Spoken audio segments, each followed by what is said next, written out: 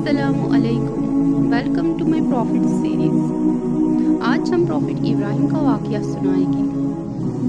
वाक़या स्टार्ट करने से पहले चैनल को सदका जारिया की नियत से सब्सक्राइब, लाइक और शेयर करें। अल्लाह आपको जज़ाए खैर अता करे। इब्राहिम अलैहिस्सलाम अल्लाह के बहुत ख़ास नबी थे जिन पर बहुत सारी आजमाइशें आई।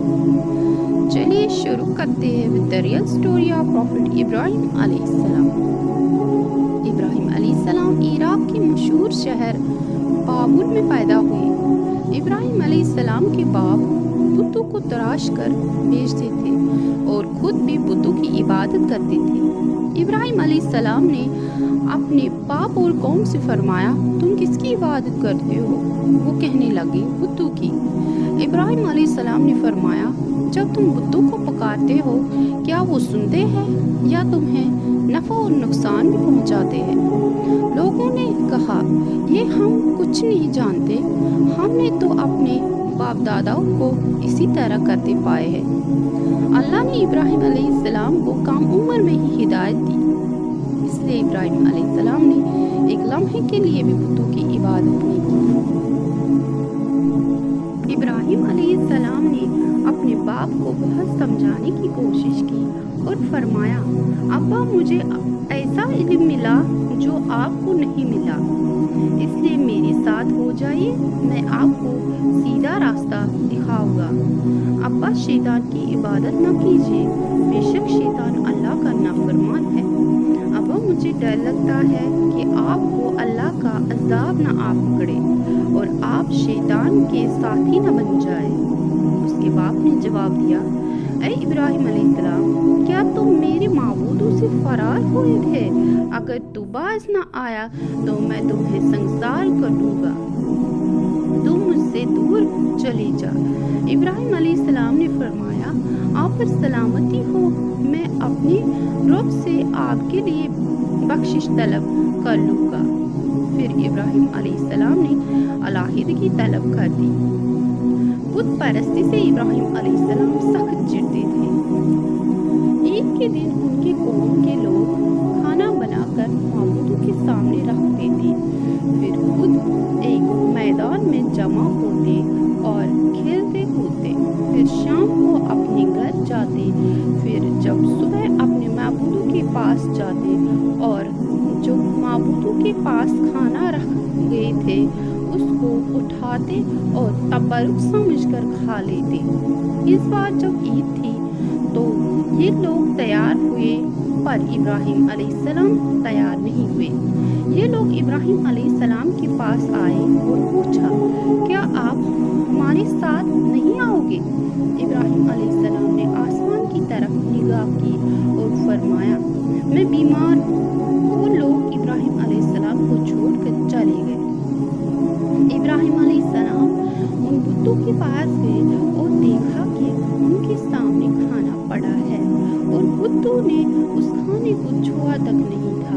इब्राहिम अलैहिस्सलाम उन बुतों को मुखातिब होकर कहा, इतना खाना पड़ा है, तुम इसको खाते क्यों नहीं हो? और तुम्हें क्या हो गया, तुम बात तक नहीं करते हो?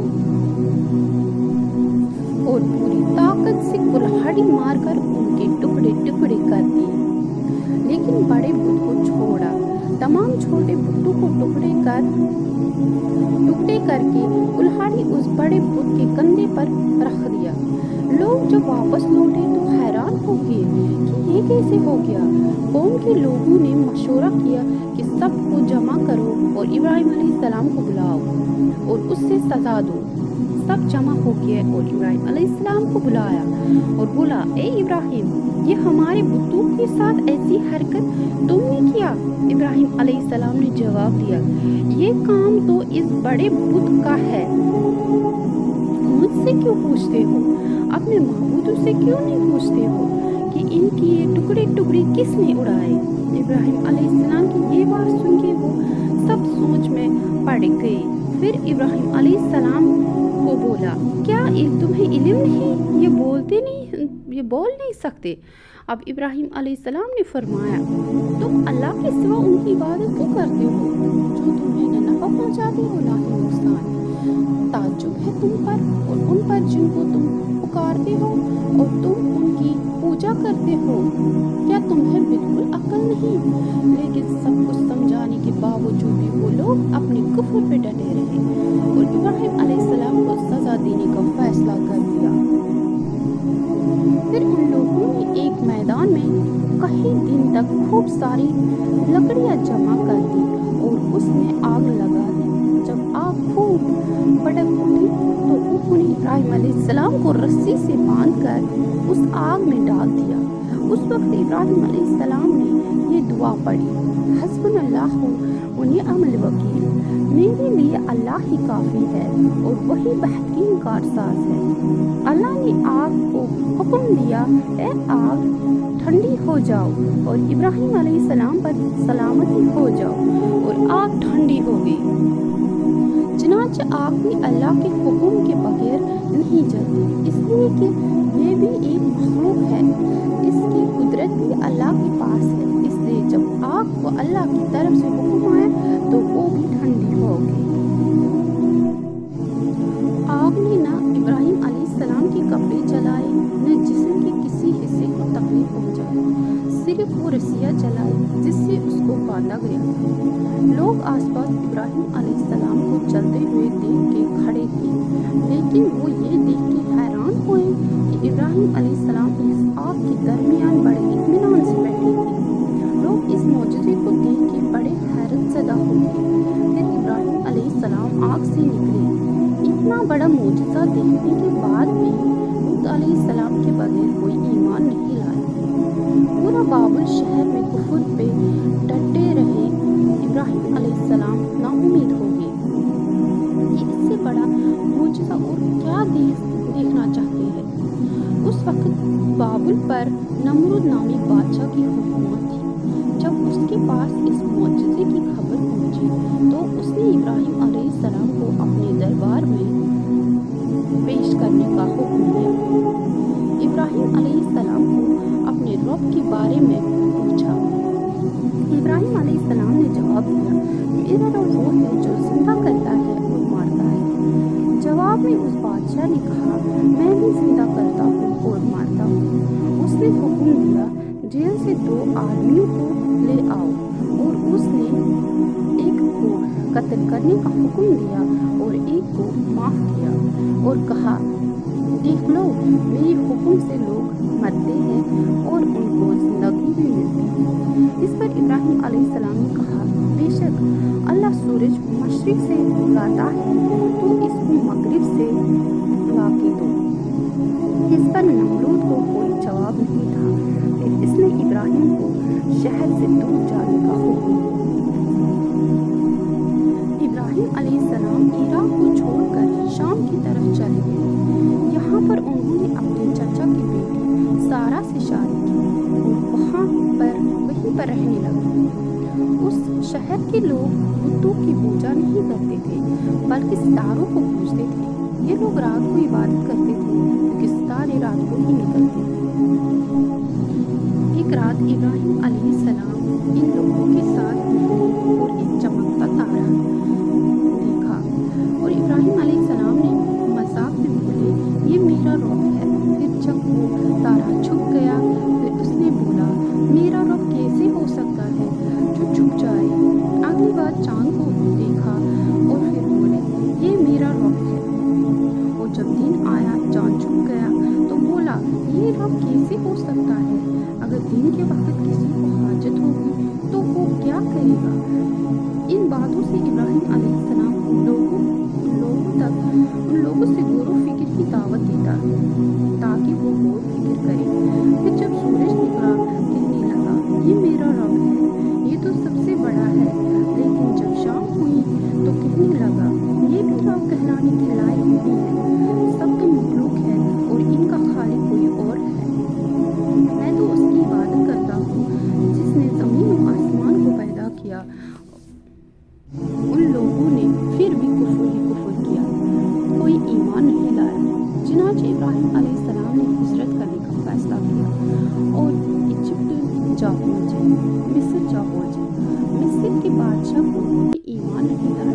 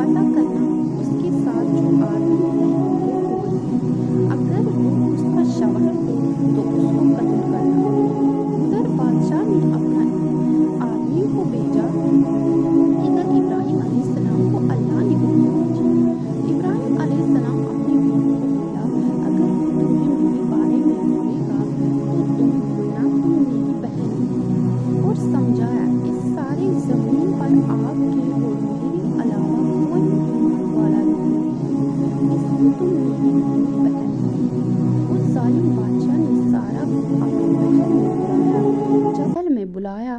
جب اس نے سارا کے ساتھ بدکاری کرنے کے لیے اپنا ہاتھ بڑھایا تو سارا نے اللہ سے دعا کی اور اس دعا کی برکت سے اس بادشاہ کے ہاتھ جم گئے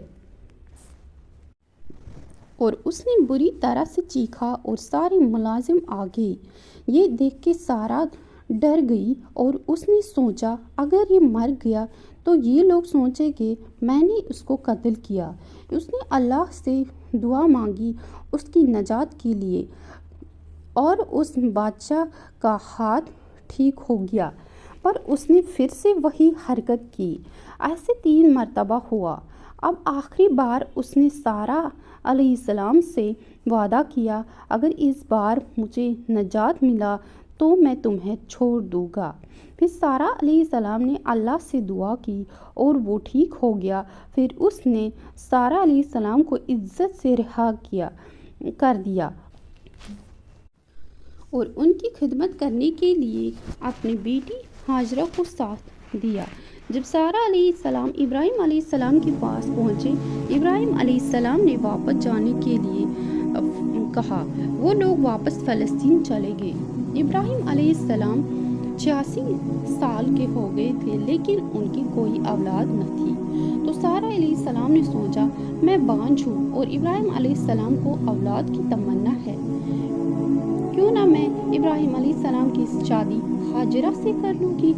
ابراہیم علیہ السلام اور ہاجرہ کا نکاح ہوا اور اللہ نے ابراہیم علیہ السلام کی دعا قبول کی اور ان کو بیٹے سے نوازا جس کا نام اسماعیل علیہ السلام رکھا گیا۔ پھر اللہ کا حکم ہوا اپنے بیوی اور بچے کے ساتھ مکہ روانہ ہو۔ اس وقت مکہ بالکل بنجر جگہ تھی، وہاں پر وہ اپنے بیوی بچوں کو چھوڑ کر چلے گئے تو ہاجرہ علیہ السلام کو بہت حیرانگی ہوئی اور اپنے شوہر سے کہنے لگی اے ابراہیم علیہ السلام ہمیں کہاں چھوڑا، اب یہاں نہ پانی ہے نہ ہی کوئی خوراک ہے اور نہ کوئی انسان۔ ابراہیم علیہ السلام نے کوئی جواب نہیں دیا اور چلتے رہے۔ ہاجرہ علیہ السلام ان کے پیچھے چلتی رہی اور سوال کرتی رہی لیکن ابراہیم علیہ السلام کوئی جواب نہیں دے رہا تھا۔ آخرکار ہاجرہ علیہ السلام نے پوچھا کیا آپ کو اللہ نے حکم دیا؟ ابراہیم علیہ السلام نے کہا ہاں۔ تو ہاجرہ علیہ السلام نے کہا اگر یہ بات ہے تو اللہ ہمیں ضائع نہیں کر دے گا۔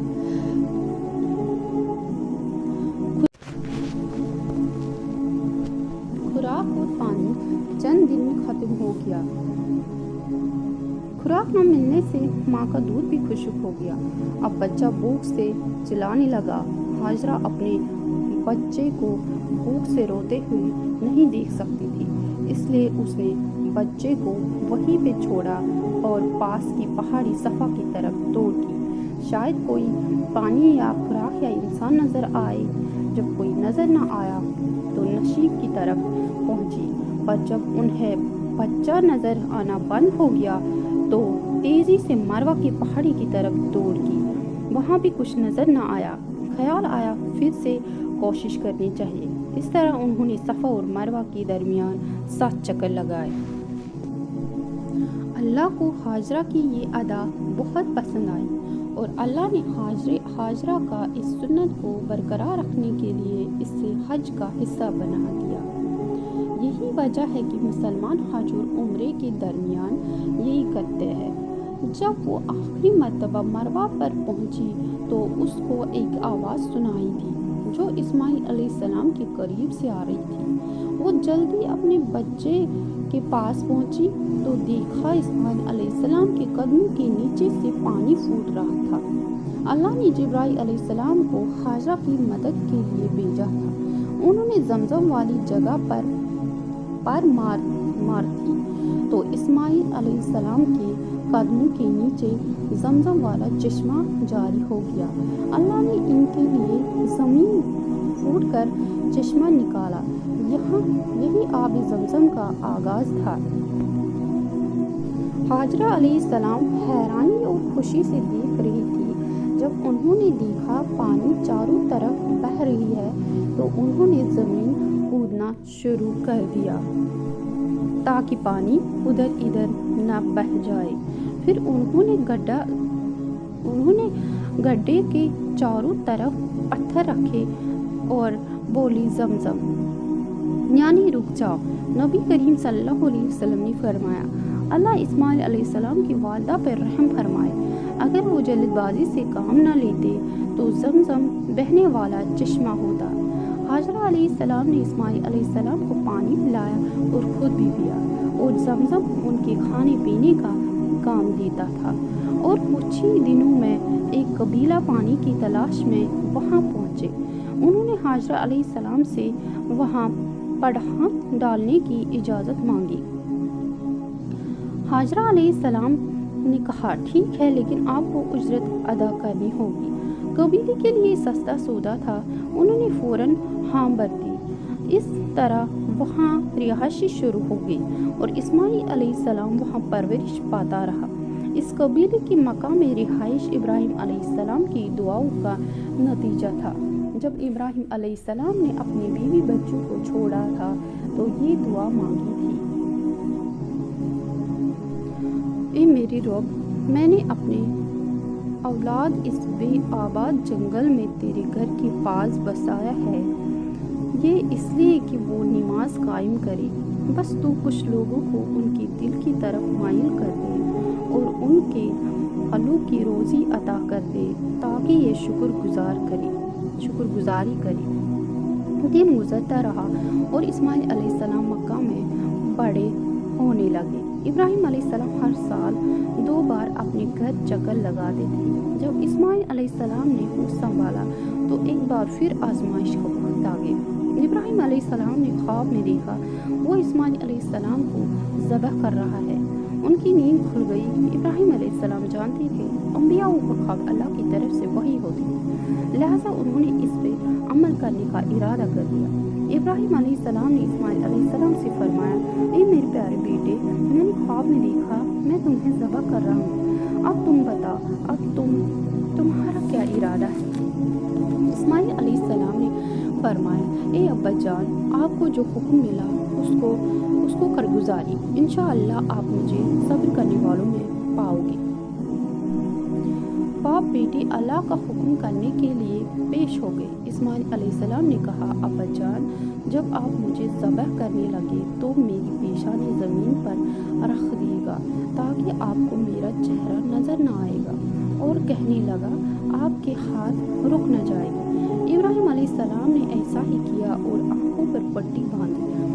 اب انہوں نے چھری پکڑ کر گردن پر چلائی، لیکن چھری نے گردن نہ کاٹی۔ ابراہیم علیہ السلام نے زور لگایا تو انہیں ایک دمبے کی آواز آئی۔ ابراہیم علیہ السلام نے پٹی کھولی اور دیکھا دمبا کٹا ہوا ہے اور اسماعیل علیہ السلام دور کھڑا مسکراتا ہوا ہے۔ اللہ نے ابراہیم علیہ السلام کو آزمایا اور ابراہیم علیہ السلام اللہ کے حکم پہ اپنے اکلوتے بیٹے کو قربان کرنے کے لیے راضی ہو گیا، وہ بھی وہ بیٹا جو ان کو 86 سال کے بعد ملا۔ اللہ ظالم نہیں، اللہ نے ان کو بیٹا نہیں چھینا ہے، بلکہ جبریل کو حکم دیا اسماعیل علیہ السلام کی جگہ جنت کا ایک خوبصورت دمبا قربان کر دیا۔ اس کے بعد سے اللہ نے ابراہیم علیہ السلام کی اس سنت کو دنیا بھر میں ہمیشہ کے لیے زندہ رکھا۔ اس لیے آج بھی مسلمان حج کے مقام پر قربانی کرتے ہیں تاکہ اللہ کی اس راہ میں ابراہیم علیہ السلام کی طرح قربانی کرنے کا جذبہ پیدا ہے۔ ایک اکلوتا بیٹے کی قربانی کرنے کے صلے میں سارا کی عظمت اور نیکی کے بدلے اللہ نے انہیں اور ایک بیٹے اسحاق علیہ السلام کی خوشی خبری دی۔ ابراہیم علیہ السلام تب 120 سال کا تھا اور سارا علیہ السلام 90 سال کی تھی، دونوں میں بڑھاپا تھا۔ اللہ نے یہ خبر سنانے کے لیے جبریل علیہ السلام کو بھیجا۔ جبریل علیہ السلام نے خبر ابراہیم علیہ السلام کو دی۔ یہ سن کر سارا علیہ السلام حیران ہو گئی اور کہنے لگی کیا میں بانجھ ہوں اور میرا شوہر بوڑھا ہے تو ہم اولاد کیسے جنیں گے؟ یہ تو حیرت کی بات ہے۔ اس پر فرشتے نے کہا، اللہ کے فیصلوں پر تعجب نہ کریں، یہ تو اللہ کی آپ پر رحمت ہے، بے شک وہ قابل تعریف ہے۔ ابراہیم علیہ السلام اسماعیل علیہ السلام سے مکہ میں آتے رہتے تھے۔ ایک مرتبہ انہوں نے اپنے بیٹے سے کہا، اے میرے بیٹے، اللہ کا حکم آیا ہے، اس جگہ پر اللہ کا گھر تعمیر کرنا ہوگا۔ اسماعیل علیہ السلام نے فرمایا، میں حاضر ہوں۔ پھر دونوں نے مل کے کعبہ کی تعمیر کی۔ جب وہ بیت اللہ کی بنیادوں کو بلند کر رہے تھے تو دعا کر رہے تھے، اے ہمارے رب، ہماری محنتوں کو قبول فرما، تو سننے والا اور جاننے والا ہے۔